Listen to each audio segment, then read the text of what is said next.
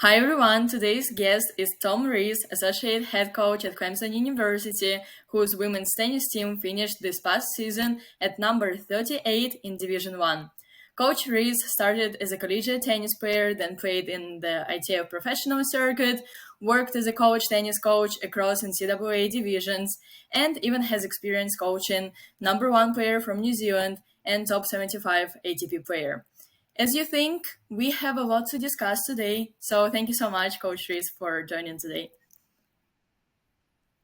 Yeah, I'm happy to And be here, before we Karina. dive into your background, I would like to play a little game called Only One.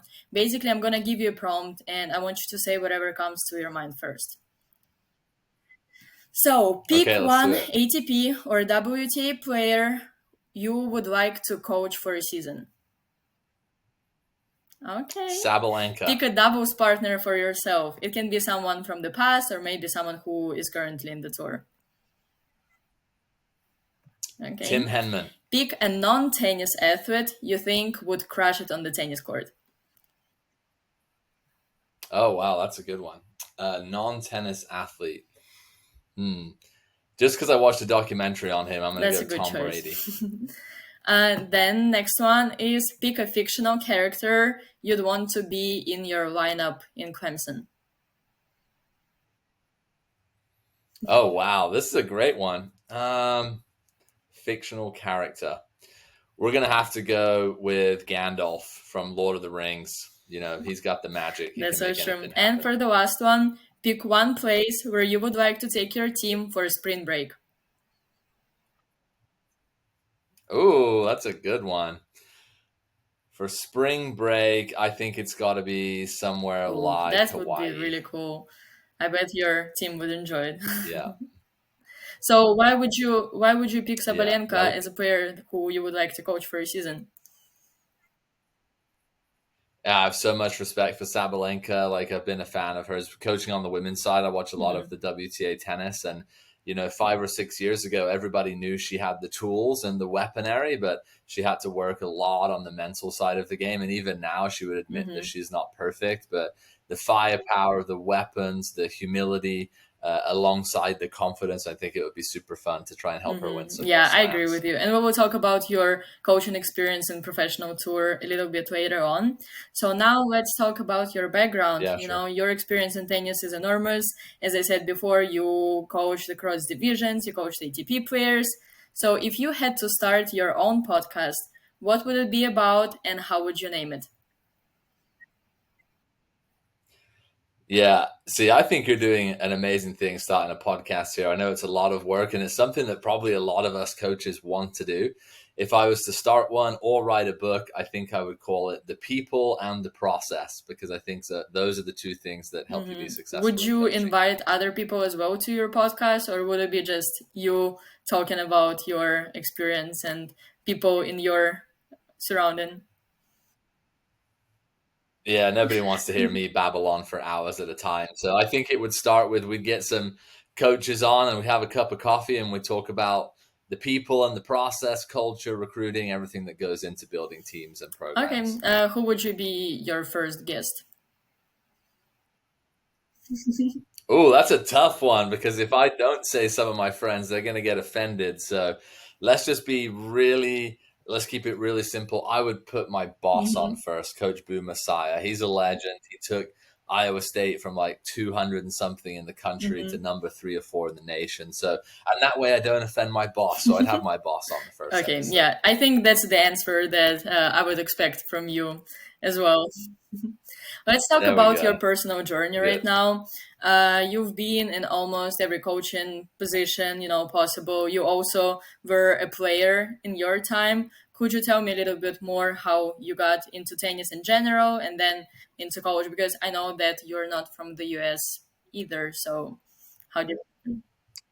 Yeah, for sure. So growing up in England, I'd actually never been to the States before I stepped foot here in fall 2008 and really played multiple sports as a kid, all the racket sports you can think of, played soccer or football as we call it in England, all the way through high school. But I had a coach who came on board with me when I was about 13 years old who had played college tennis.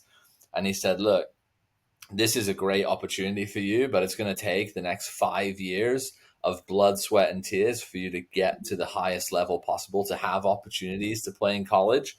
So we worked 6 a.m. practices, 12 to 1 on my lunch break at school. And I played a best 2 out of 3 set match 5 days a week after school, and just a 5-year grind, unbelievable journey, a lot of sacrifice as a kid.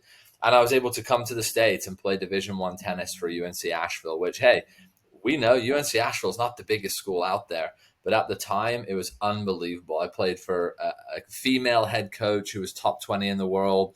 Her name was Lisa Gregory. Tom Hand was our assistant coach, who later went on to become the head coach. He won NCAAs as a player. And Asheville, North Carolina was an amazing city to live in. So I had a great group of guys there. You know, I'm going to we have a wedding of a teammate coming up. They've been in my wedding. We're brothers for life. But that experience was so positive for me. You know, I still had ambitions to play professional tennis, and I played some futures after school.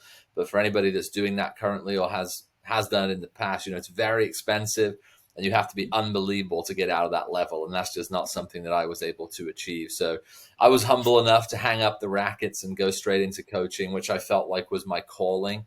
I took school seriously in my studies and always wanted to get great grades, but always knew that tennis was the career path that I wanted to fulfill. So hence, after a very short and relatively unsuccessful stint playing futures, I went straight into coaching, and we're now in my 14th year wow. of And college. I read on the website that in 2017 and 2018, you had experience coaching some ATP Yeah. players. How did it happen? Yeah, that's something that I always sort of wanted to do, was get into the touring coach space, and just through connections, really. I'd been a hitting partner for a few players on the tour, and through a friend of a friend who knew a coach, he reached out to me and said, "Hey, I've got a guy who's looking for a travel coach. Hmm. Are you interested in that role?" And so, yeah, for 2 summers in a row, basically traveling on the Challenger, the low level ATP circuits, but just amazing experience there. When you're doing that and you're not that Hmm. player's primary coach, when you're doing it in sort of a travel coach capacity, it's very much you're there to be their right hand man. Yes, you're there to have a second pair of eyes on the tennis, but you're also there to be a good mentor, a friend, a counselor, take care of the travel, get the racket strung so that you can allow the player that you're traveling with to just focus on playing tennis. And your job is to get them in the best space possible to play. You know, the players that I traveled with uh, have gone on to have great careers. One guy I worked with from 2017 all the way until he retired last year, and he was in my wedding in December. So great experience. Love the pro side of things. A bucket list item for me is still to coach a player and sit in the box at the Grand Slams. But for me and where I'm at in my life, college tennis gives me much more stability. It allows me to coach multiple players and not just travel with one player, and have just a little bit, not a lot more at this level, but a little bit Hmm. more time at home Because as I well. got this question a couple days ago from another person, why some of the coaches they would decide to go coach tennis instead of professional tour. So I think Yeah, your summary, your story kind yeah, of gave me an answer to this question. What has each good. step of your journey taught you about yourself? Yeah, it's amazing. There's been a lot of steps. I'm at a place now in Clemson where, hey, we're planning roots. I have my first baby on the way in December, so Congrats. we're super excited about that. But we're here, we're planting roots. But I've had a lot of steps. I started in Division II for 7 years, and now I'm in my 7th year of Division I. I've been a head coach, an assistant coach, and now an associate head coach, kind of doing all things. Each step, I don't know necessarily if it's about the step or the experiences that you have at those points in your life. So, for example, I was a 23-year-old Division II head coach with 2 programs with essentially no budget, no scholarships, and no experience. And I was thrown in at the deep end. And wow, what an amazing experience. I had to learn so fast how to be a role model, to be more mature, to manage money, to manage time. But still, at that early point in my career, I was definitely susceptible to thinking it was about, okay, how do I put together a schedule that gets X amount of wins? And at that point in my career, I think I was a little bit too focused on the wins and the losses, coming from a playing background where that's what you're chasing. You're chasing the next win.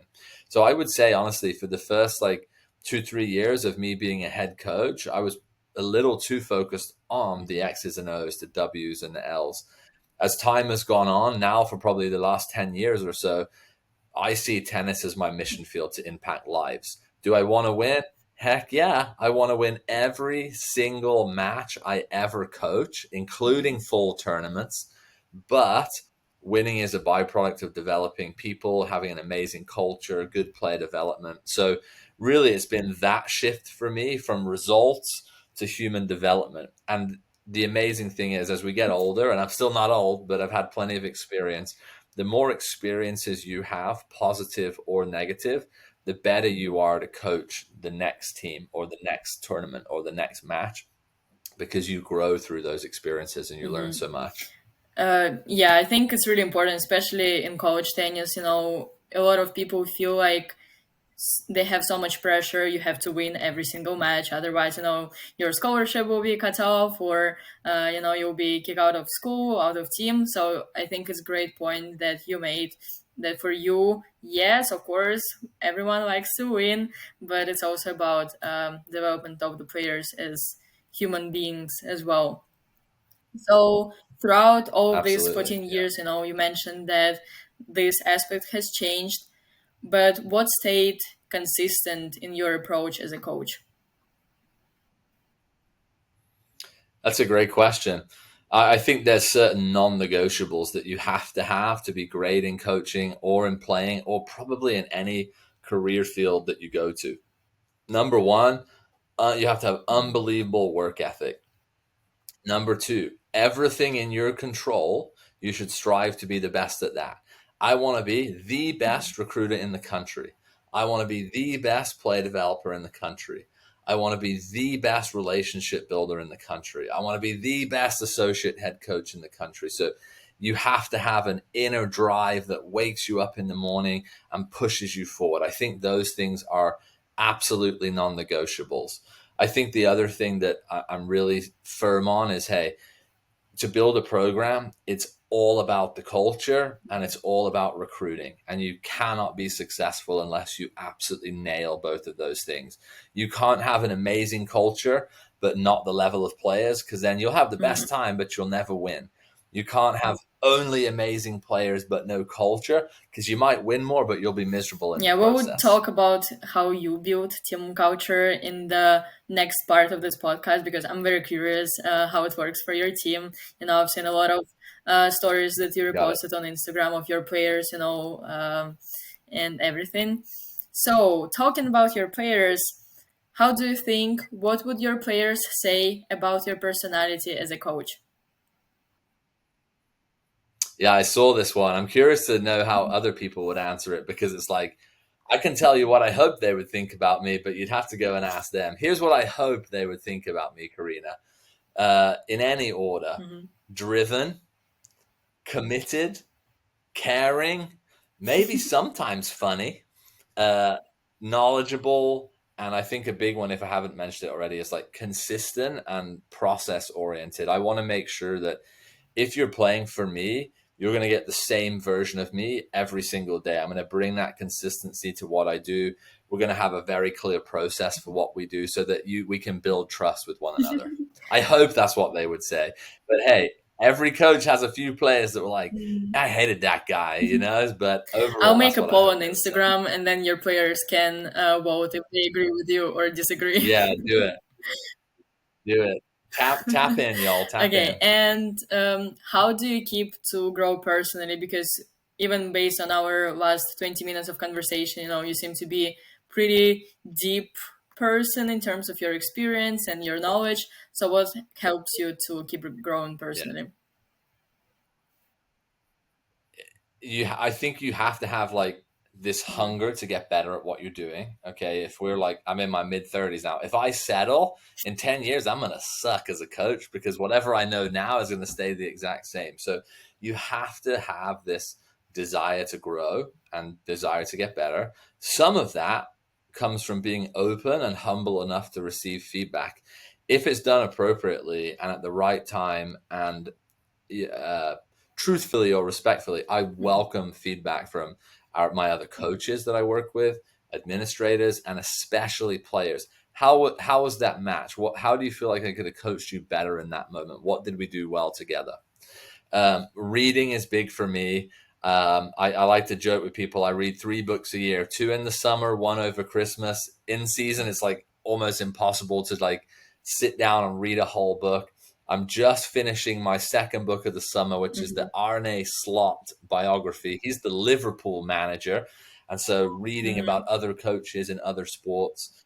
And I think the third thing for me would just be attending or participating in continuing educational events, whether it's the Mhm. PTR RSPA stuff, it's the ITA convention, ITA webinars, going to conferences, just to make sure that, hey, if even if you only pick up 1 or 2 things and you feel like you can mold it into your coaching, it's going to be of benefit.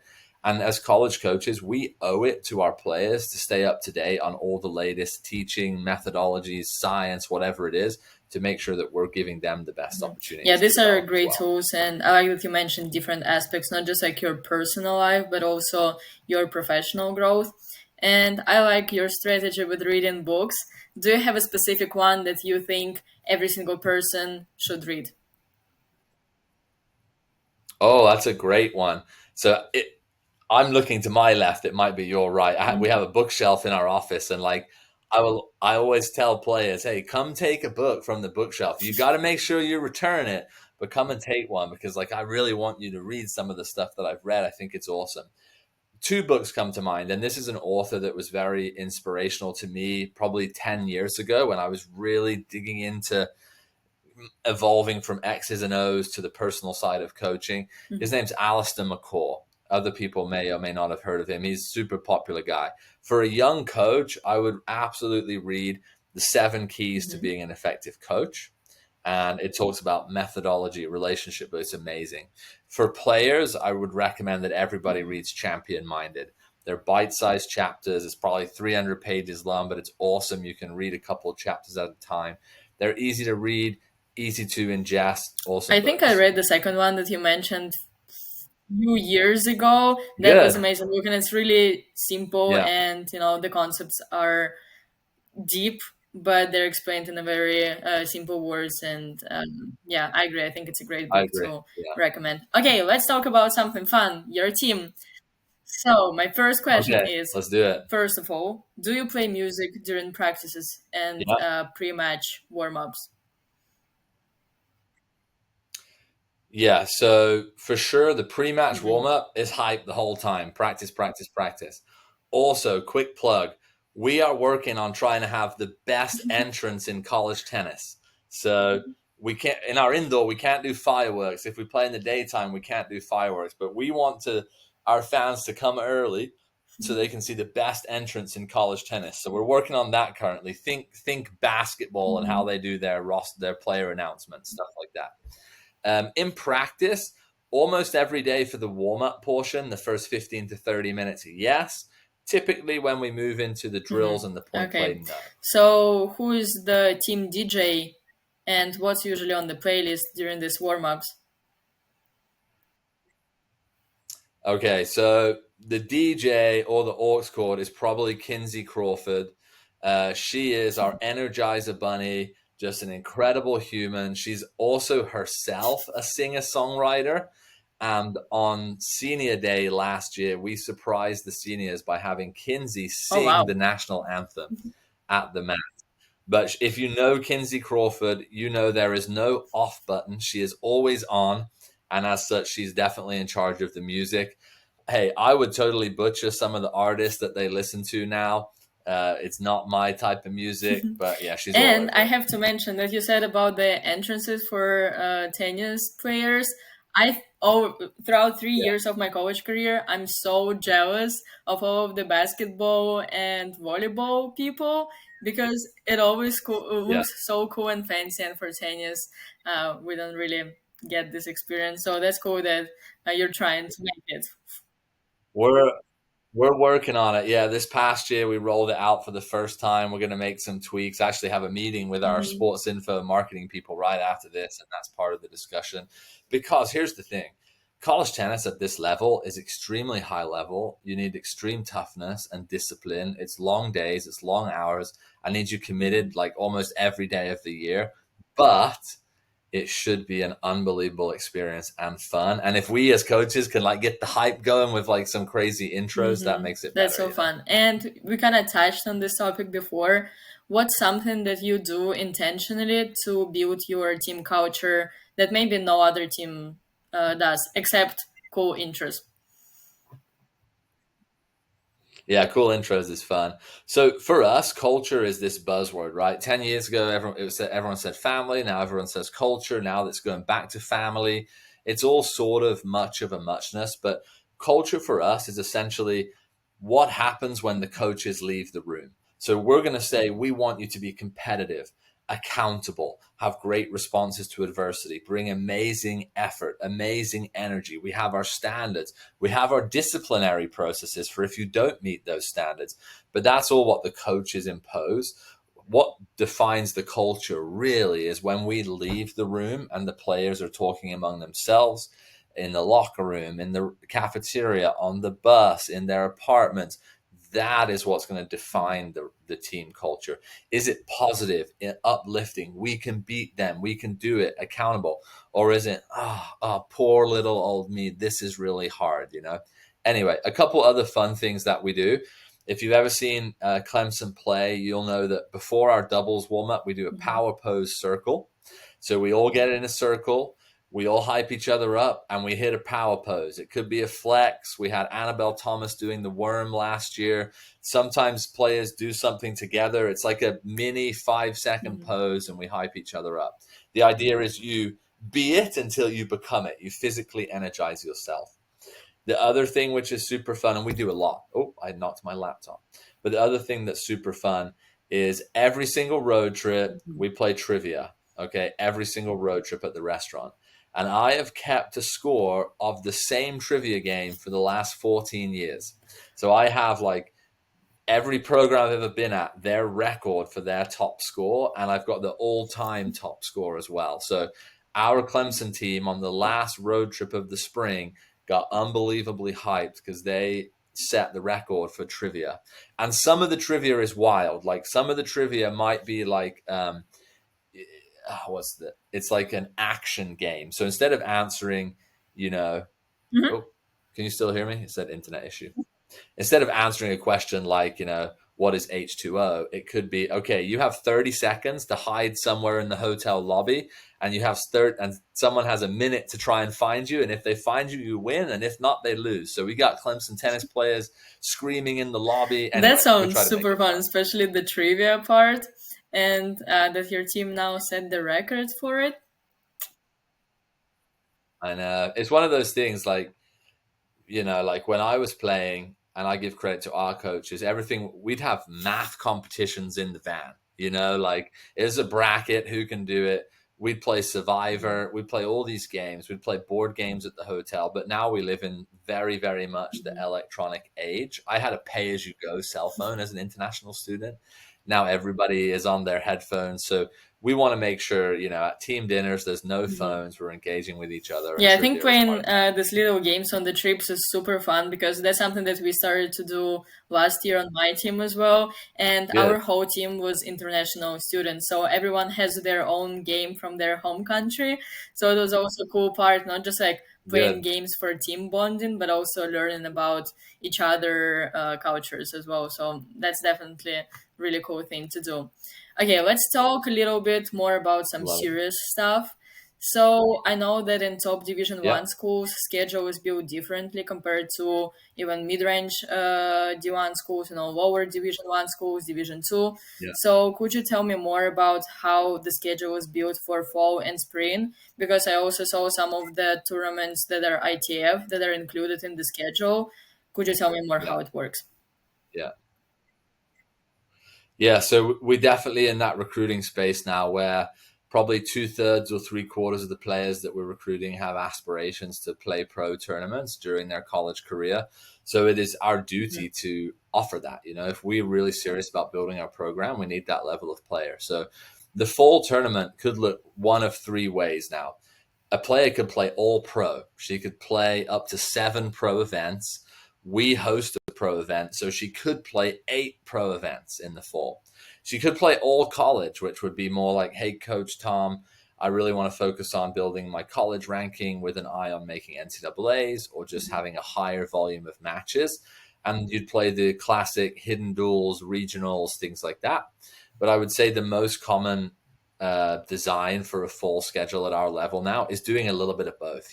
Hey, play 3 or 4 pro tournaments, play 2 or 3 college tournaments, and try and build your WTA ranking and make the fall nationals at the same time. Yeah. That makes And sense? how does it work with prize money? Because I know that student athletes, they cannot earn above a certain amount. So how do they just play Yeah. for fun, for rankings, or how does it work? Yeah, so you can claim when you're in college, you can claim your expenses. So if you fly, pay in a hotel, you can claim per diem on food, stringing, and things like that. So you can take all your expenses out of that.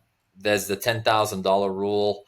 Outside of that, you just don't claim that prize money, basically. But hey, if you're in college and you're playing futures like 15s and 25Ks and you're making 10 grand, like you're actually doing pretty well. Because if you win one of those things, you make like 2 grand, So like, hey, if you're winning a couple rounds, you might make $500 and that'll cover 2 nights in a hotel. So, the colleges, we do pay for our players to travel. We travel to coach with them and things like that. But yeah, in college, unless they are playing at the main tour level, which there are a few in college doing that, it's for sure just focused on building the ranking as opposed to making money. And for these tournaments, for ITF tournaments, let's say, do you choose specific players, or as you mentioned before, just whoever wants to play or whoever fits with rankings, they can play this tournament?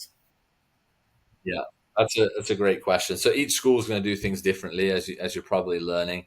What we do, we actually just sent it out last week. We send to our entire team the every single pro event, basically in North America, every single UTR PTT, and we say for sure the ITFs, everybody enter every single one of them. We have girls like, I think our top girl is about 530 in the world right now. She's going to get main draw.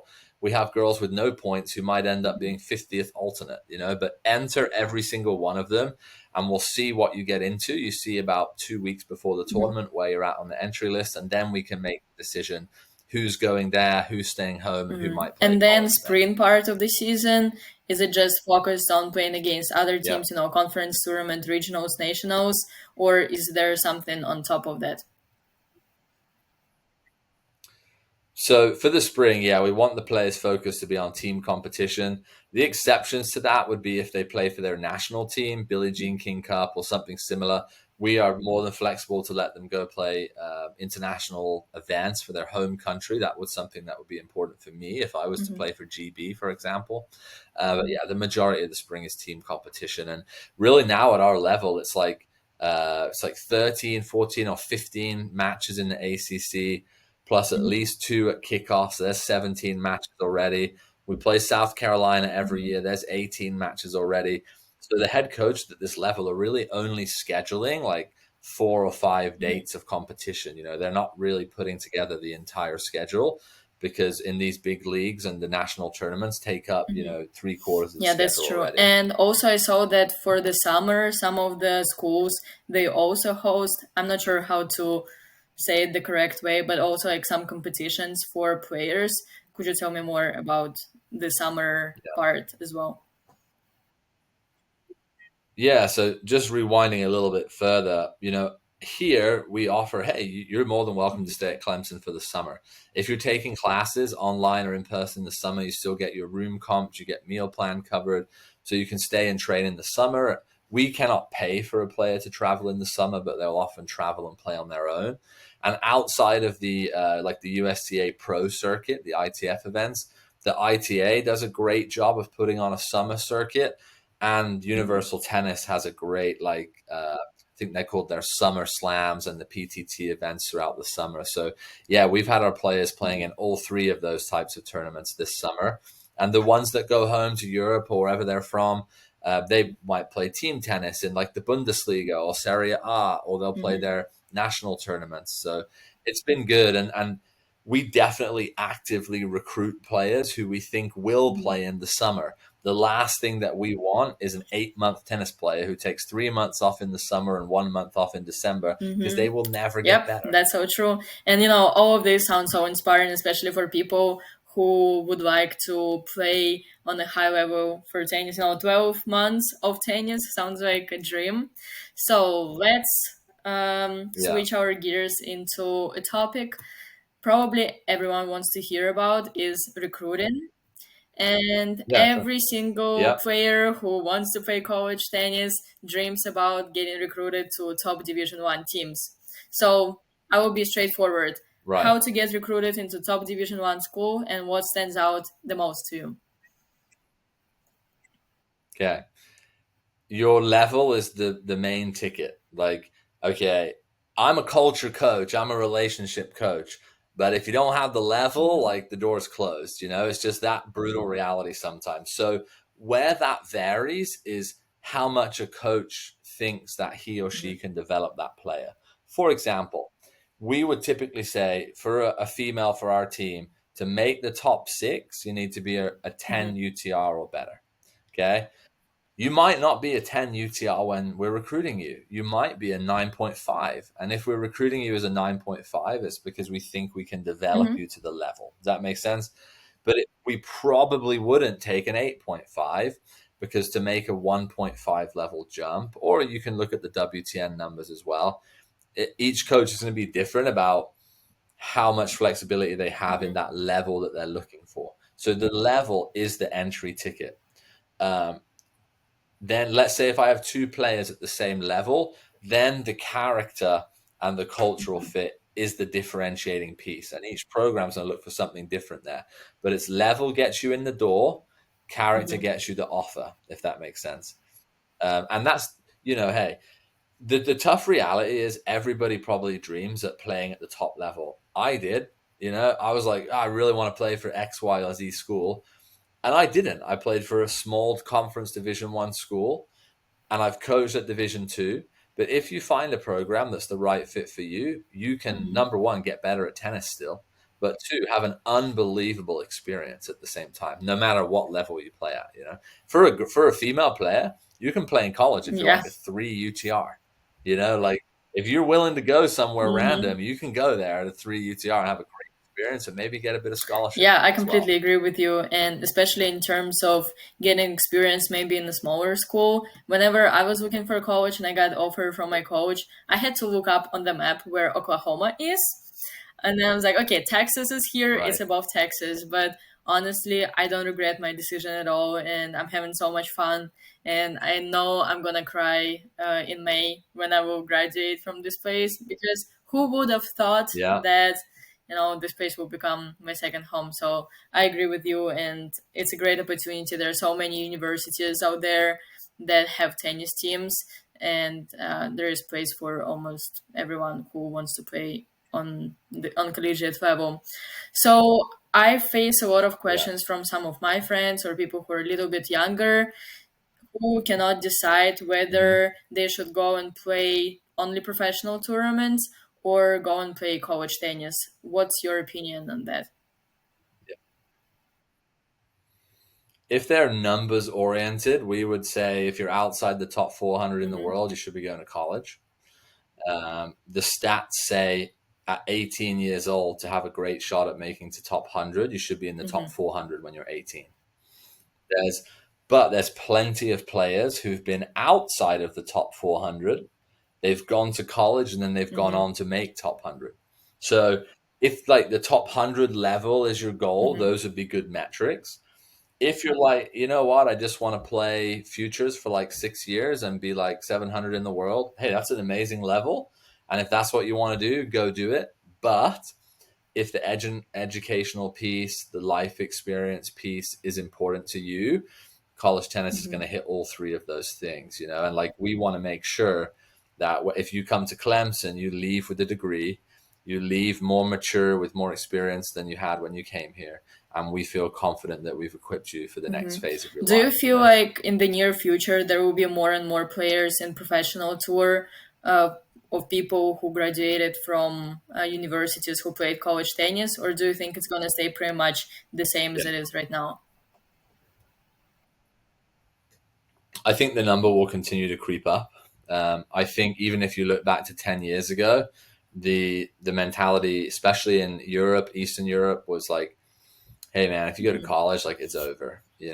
And now it's like, yeah, if you go to college, like you can still build your ranking. And if you can be one of the best college tennis players, I guarantee you that you're ready for a career on the tour. It's guaranteed because hey, I joke with people all the time, like you might think you're amazing at 18 and you've had a good ITF junior career, and then you come in and you play like a 23-year-old who hasn't missed a ball Mhm. in 4 years, and you get absolutely crushed and you're like, oh wow, the level Mhm. is actually really tough here, and it's a great training ground to get you That's ready so for the true, next especially level. like if all of the expenses are covered for education part, and then you said that you cover Yeah, travel expenses as I mean well.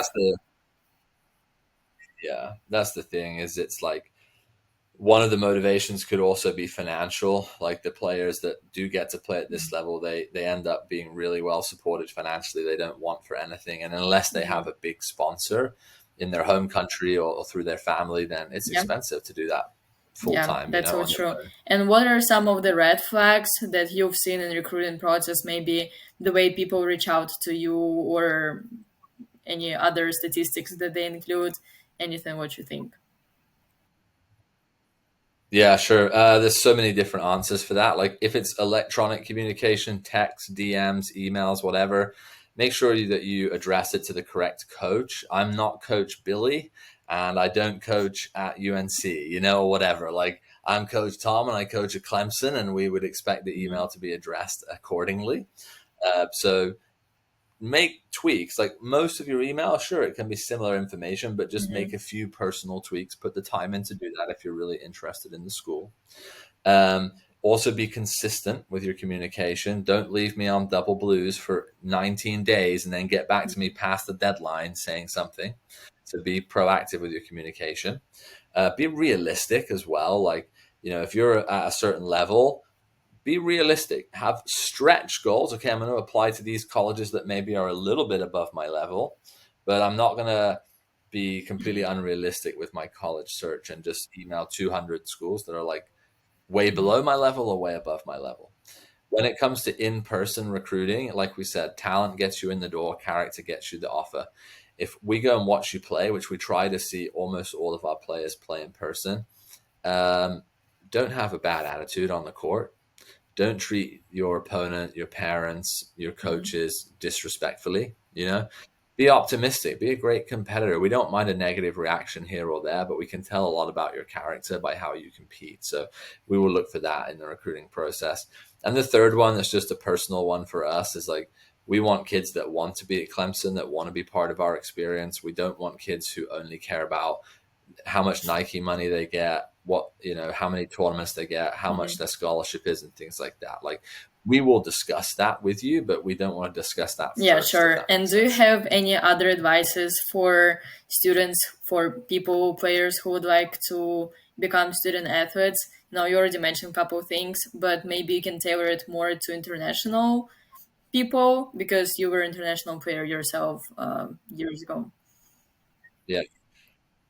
Wow, there's so many different directions you can go with that. Number one, especially from an international perspective, I would say at the beginning of the process, be very, very open. If you've never been to the States before, you might only know where California, Texas, Florida, and New York, maybe Chicago are at on the map. So a lot of people will start their search like that, or they'll do it weather based or something that just like Mhm. doesn't really matter. In the grand scheme of things, what matters is the friends you make, so your teammates, your coaches, and the general environment of the program and the school. So begin the process being very, very open.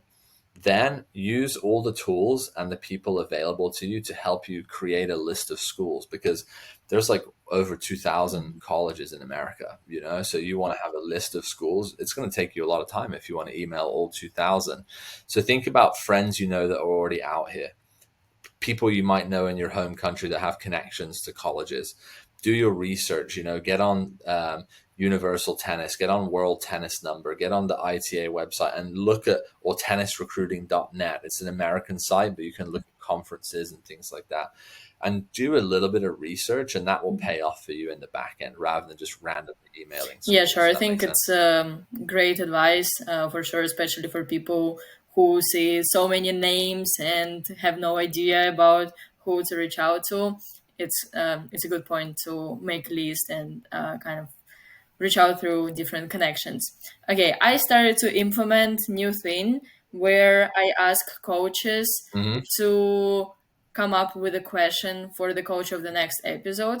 So for you, I have a question Oh, from Coach Anthony DeAngelo from University of Tampa in Florida. And his question is, yeah. in coaching position, you wear different hats. So, what are some of the hats that you're Mm-hmm. wearing in your job as an associate head coach? Maybe it's planning meals, tracking school Mm-hmm. grades, or something else. And what do you like the most? Yeah. Which hat? It's really interesting. The smaller the school, the more hats you wear. So when I was at let's say when I was at a Division II school as a head coach or an assistant, every single hat was worn, probably except athletic trainer. So your tennis coach, friend, mentor, counselor, nutritionist, life counselor, academic counselor, bus driver, anything you can possibly think of. When it gets to this level, and we're so blessed to have like full-time staff members in each of those areas, we can really be more specific about what our jobs are Yeah. within the program. Does that make sense? And so, like at Clemson, for example, my boss, I'm just getting it here, my boss does an unbelievable job of giving us very specific roles. Does that make sense? So, yes, we are all involved in player development. We're at every practice, we're all involved in recruiting. We have specific duties on who books fall travel, who books spring travel. I take care of the compliance paperwork. I take care of community service, alumni engagement. I'm the housing liaison to make sure that our players get in the right like apartments and everything's done there. And then I'm in charge of like facility and helping our director of operations Mm-hmm. make sure everything's taken care of with the facility, and coming up working with our marketing team and our sports information team to make sure that we've got everything lined up, even that everything is spelled right on the website and their girls having their name pronounced right. But hopefully that gives you a good idea. It's like smaller schools, you wear bigger, Mm-hmm. broader hats. Here we wear mini hats, but we can be hyper focused on all of Yeah, those areas. that's a great point, and that's kind of what I assume, that if you have smaller school, you have more responsibilities, and then if school is bigger, then you kind of have something more specific. Okay, I don't know yet who's gonna be my next guest, but what question should I ask Okay. him or her on the next episode? Okay, let's do a couple of fun ones here, okay? If you could have dinner with any coach, past or present, of any sport, who would it be and why? Okay. And then let's lay the marker down. I'm not sure what division this coach will be from, but I want to say, hey, what's the goal for your team this year? And who are some teams that you think people should keep an eye on? Like, who do you think is going to win it all in your division? These are so fun. I'm so curious to hear response from whoever is gonna be. We'll see. Um, Definitely interesting. Good. Okay, I tried to. Of course, there's so much more that I would love to discuss. But is there anything else that you personally would like to share? Maybe about yourself, about school, about team that we didn't cover throughout last 45 minutes. Yeah, just hey, I'd be remiss if I didn't give a plug for the Clemson Tigers. So y'all, hey, if you want to be a Clemson Tiger, make sure you reach out. You can contact us through email, through social media. You can go through Karina. I hope this episode has been loosely entertaining and informational. But hey, the Clemson Tigers are back, and we mean business. We're heading into year 3 here, and we've got 3 goals: win championships, graduate leaders, and develop unbelievable humans. So we're excited, and the Clemson Tigers are on That the sounds rise. amazing. And thank you so much for your time today. It was super fun to talk to you and learn more about completely different level of program and team compared to all of my previous guests. A lot of insights, and hopefully it will be very helpful for all the listeners of this episode. Thank you so much again for your time. And as Awesome. always, I will drop a bunch of links for Instagram, for school website, program, teams, and everything else. So you have the source to learn more about Clemson University and the team and coach Tom Rees as well. So thank you so much. Awesome. Thanks, Karina. Love what you're doing Thank you. I here. Keep up the appreciate it. good work. All right, so I'll stay on here.